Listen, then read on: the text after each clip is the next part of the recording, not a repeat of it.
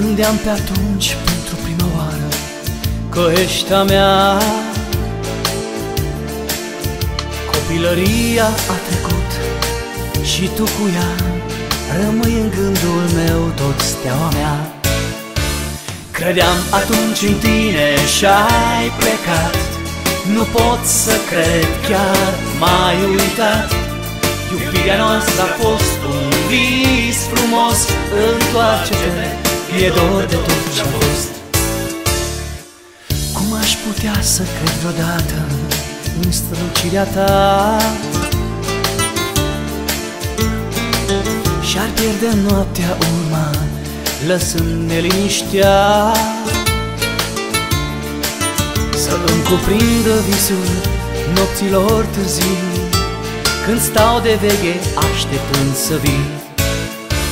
Credeam atunci în tine și-ai plecat, nu pot să cred, chiar m-ai uitat.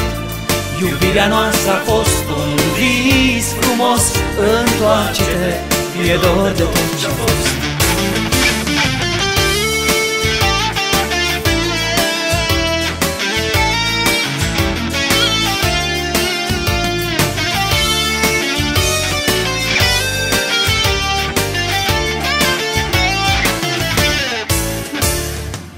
Mai stau și acum la fereastră, privind cerul larg. Sunt tot mai multe stele care apar și ard. Îmi e din ce în ce mai greu să te zăresc, nici nu mai știu dacă te mai iubesc. Credeam atunci în tine și-ai plecat, nu pot să cred, chiar m-ai uitat. Iubirea noastră a fost un vis frumos, întoarce-te, e dor de tot ce-a fost. Credeam atunci în tine și-ai plecat, nu pot să cred, chiar m-ai uitat. Iubirea noastră a fost un vis frumos, întoarce-te, e dor de tot ce-a fost.